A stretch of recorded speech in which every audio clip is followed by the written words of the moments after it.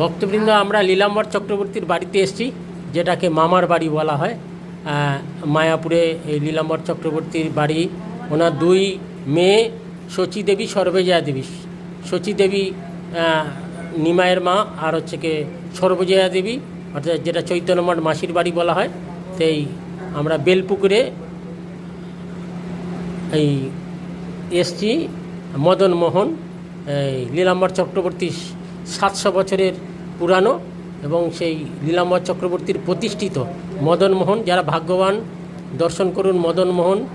আমরা এই মদন মোহনের চরণে আত্মসমর্পণ করলে তবে ভগবানের কৃপা পাব।